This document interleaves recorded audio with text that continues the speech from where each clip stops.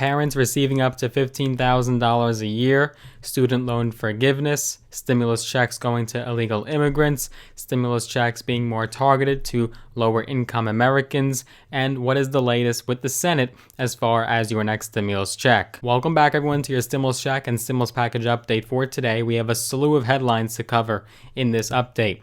And if you have enjoyed my videos, you have enjoyed my content, and you'd like to see more from my channel, make sure that you are subscribed. Click that big red button. Also click the notification bell as well. We'll be doing our next cash giveaway when we hit 20,000 subscribers, so you can expedite that process. And if you haven't enjoyed my content and you appreciate the effort, you appreciate the output, make sure you do smash that like button. Click the like button, turn it blue. I greatly appreciate that as well. So yes, certainly a great deal of news to cover in this video just in the last 12 to 24 hours.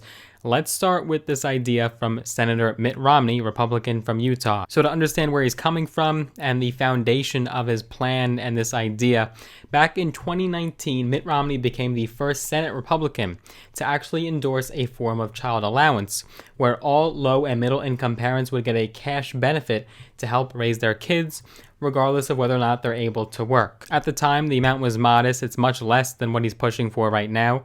It accounted for only $1,500 a year for kids under 6 and $1,000 for kids 6 to 17. So the parents of those children would receive that benefit. But on Thursday, Senator Romney went even further and proposed the Family Security Act, and this is one of the most generous child benefit packages ever, regardless of political party. This plan would completely overhaul the current child tax credit, and it would turn it from a once-a-year bonus to massive income support, and it would be distributed by the Social Security Administration, and it would be paid out monthly. Romney's plan would actually completely replace the current child tax credit, which is currently restricted to higher income parents and allows $2,000 per child.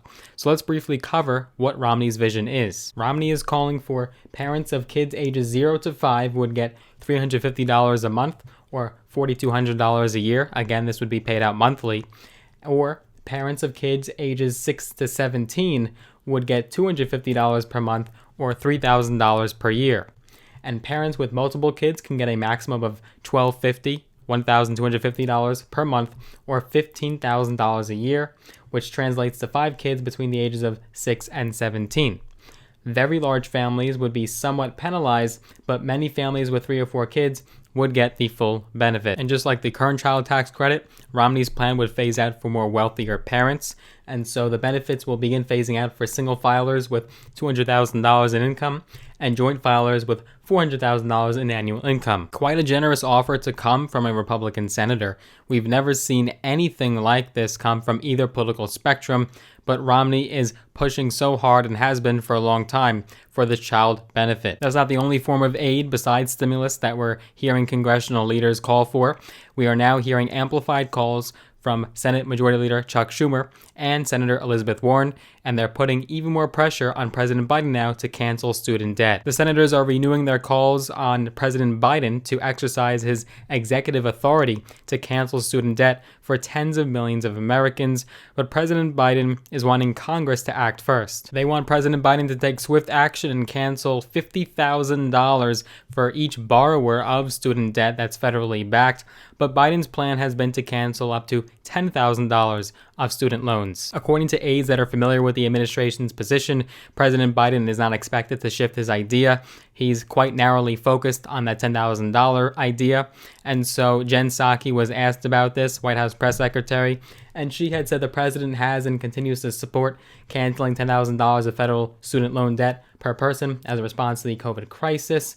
And she added that the president is calling on Congress to draft a proposal, and he looks forward to signing it. Now, so far, Biden hasn't done nothing for student loans. In fact, in one of his first acts in office, in just the early days, Biden did, in fact, extend that pause on student loan payments and interest. This was a relief benefit put in place by Congress last year that had already been renewed by the Trump administration. Under the current extension, federal student loan borrowers won't have to make payments until October 1st at the earliest. But many Democratic lawmakers are hoping for more and saying that this is not enough.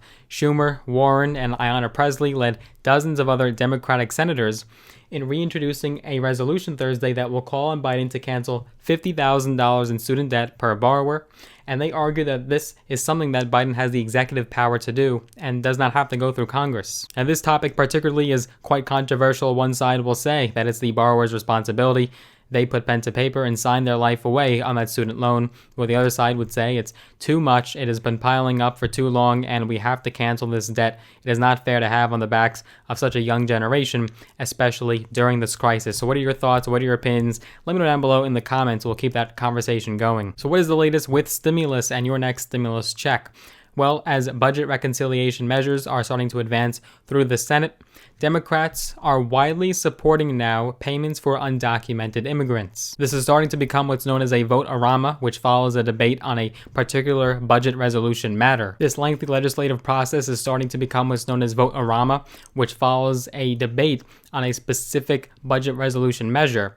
And one of those measures was cash payments to undocumented immigrants, and as many as 42 Senate Democrats voted in favor of giving direct cash payments to undocumented citizens. What are your thoughts on this matter? Do you believe that undocumented immigrants, illegal immigrants, should be receiving direct stimulus checks, or should we be saving them only for documented citizens, the American people? Let me know down below in the comments. What are your thoughts? And yet another one of these amendments, one of these measures coming out of Vote-a-Rama, is another proposal that is being co-sponsored by a bipartisan group of 16 senators. And this resolution would exclude higher income earning families from receiving the $1,400 stimulus checks that the Senate has approved. Republican Senator Susan Collins and Democratic Senator Joe Manchin led the effort, but their amendment does not specify a threshold for exclusion from stimulus checks.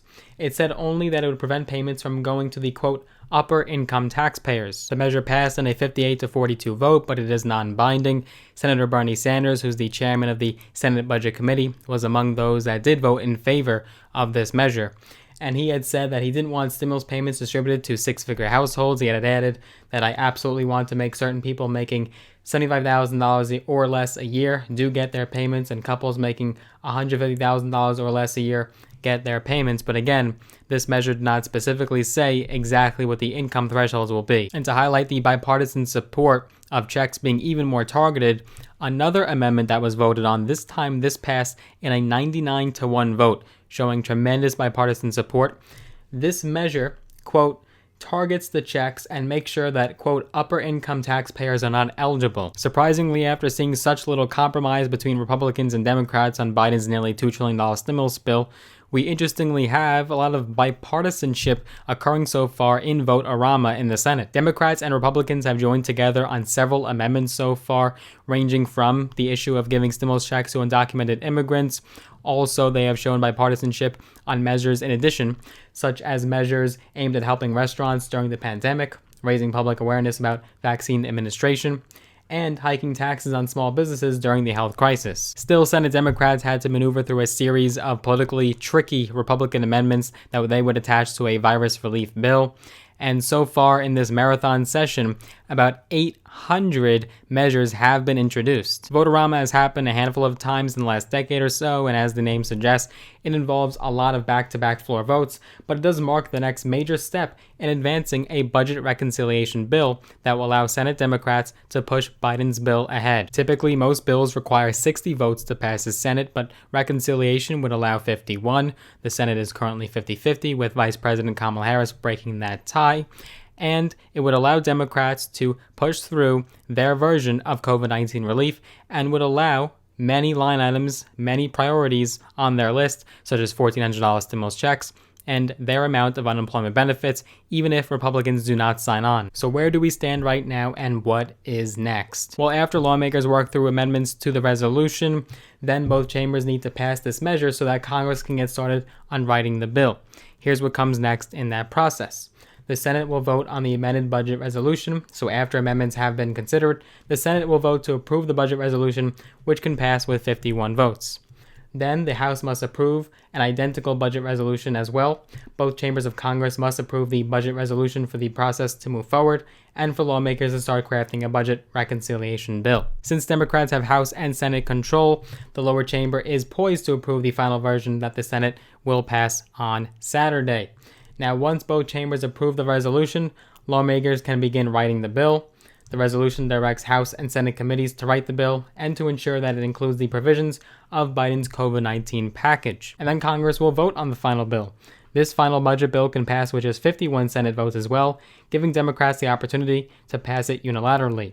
Democrats are aiming to approve the legislation ahead of a March 14 deadline when the current enhanced unemployment benefits are scheduled to expire. Only a small number of the amendments have Democrats and Republicans actually come together on.